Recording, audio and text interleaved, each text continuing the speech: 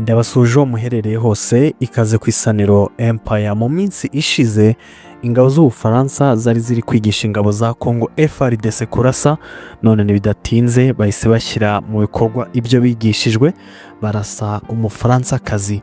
Reka turebe ibindi ku rupfu rwa Karine Buisset, umufaransakazi wakoreraga UNICEF wiciwe i Goma mu gitero cya drone FARDC bagabye aho mu mujyi wa Goma. Abayobozi batandukanye rero bari kuvuga kuri iki gitero cya FARDC bagabye kigahitana uyu mufaransakazi. Ni igitero cyabaye mu rukera rwo kwa 11 Rugwe 2026 ahagana saa 10 za mu gitondo. Perezida w'Ubufaransa ariwe Emmanuel Macron wapfushirijemo umuturage we ariwe mufaransakazi nyine Karine Buisset wakoreraga UNICEF yatangaje iby'uru rupfu. Macron yihanganishije umuryango we, inshuti ze ndetse nabo bakoranaga, ati igihugu cyose kifatanyije namwe mu kababaro.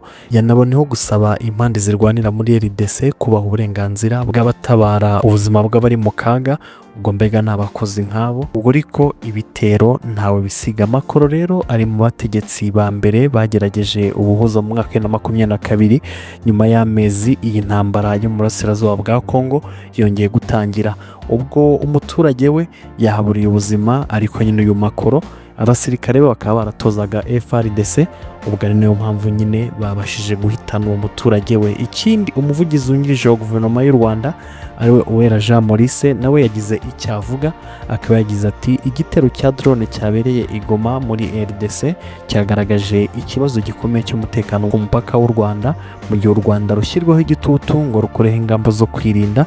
Ingabo za DRC na FDLR yagombaga gusenywa hakurikijwe amasezerano ya Washington, bakomeje intambara. Komiseri muri komisiyo y'umuryango w'ubumwe bw'Uburayi EU ushinzwe uburinganire, kwitegura no guhangana n'ibibazo ariwe Haje Labib nawe yanditse kuri uru rupfu agira icyo avuga. Uyu rero akaba anaherutse gusura umujyi wa Goma, akaba yasabye impande atavuze mu mazina yazo kubahiriza ibyo biyemeje.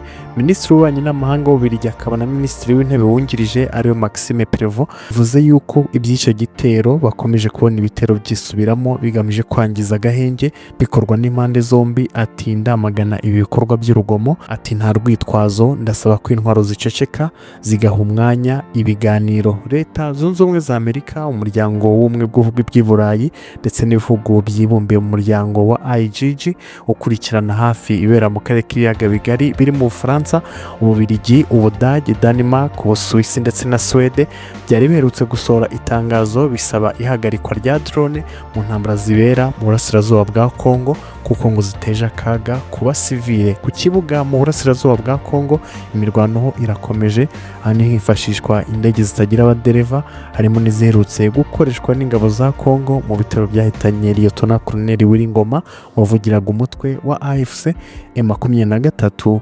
Ariko nyine n'uyu mutwe nawo ukaba ushinjwa ko ujya ukoresha drone, nko ku munsi w'ejo FARDC bavuze yuko hari izo bahanuye. Amakuru atandukanye akomeje guturuka mu mujyi wa Goma akemeza ko iki gitero cya drone ingabo za leta ya Repubulika Iharanira Demokarasi ya Congo zagabye mu mujyi wa Goma cyari kigambiriye abarimo Joseph Kabila Kabange wahoze ari perezida w'iki gihugu. Mu masaha 10 n'igice z'igitondo cyo kuri uyu wa gatatu tariki ya 11 Werurwe 2026 nibwo i Goma hagabwe igitero cya drone. Ni igitero cyagabwe mu gace kiganjemo ingo z'abaturage Kahimbi hafi y'ikiyaga cya Kivu. Abatuye muri aka gace bavuga ko mu rukerera bumvise iturika inshuro ebyiri, bivuze ko drone yarashe muri kariya gace yari kwibisasu bibiri. Mu busanzwe mu gace Kahimbi habarizwa amazu asanzwe, hakaba haba n'amazu y'umugore wa Joseph Kabila ariwe Oliver Rembe. Amakuru avuga yuko muri icyo gitondo cyo kuwa kabiri tariki ya 10 Werurwe 2026 leta ya Congo yakiriye amakuru yuko Kabila yaba ari muri ako gace. Mbere yo gutegura huti igitero cyo kumwivugana, yanakatiwe igihano cy'urupfu nyuma yo kumuhamya gukorana nayo 23 no kugambanira igihugu.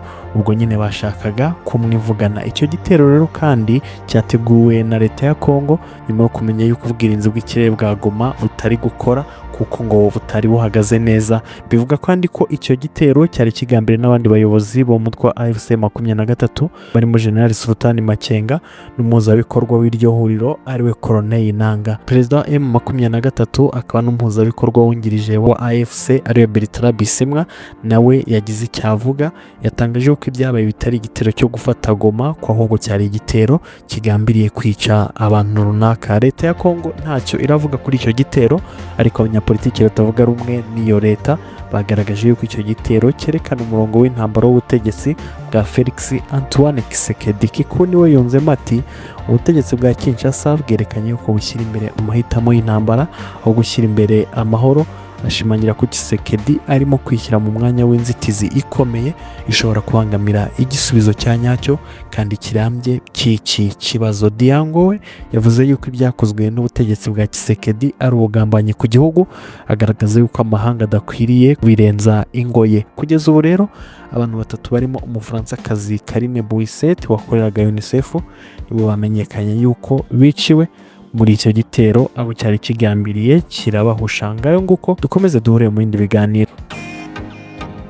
Bantu mushaka kubaka mu mpeshyi y'uyu mwaka, ndagira ngo mbabwire ko igihe cya nyacyo cyo gusaba impushya zo kubaka ari uyu munsi. Nimugane rero iSolution Limited babafashe, abarahita bakorera design zigendanye n'imishinga mushaka gukora, ubundi babashakira impushya zo kubaka hanyuma bazabubakire. Bahamagare cyangwa ubandikire kuri WhatsApp kuri nomero 0788184038 cyangwa ubandikire kuri email ariyo isolutionkigali@gmail.com.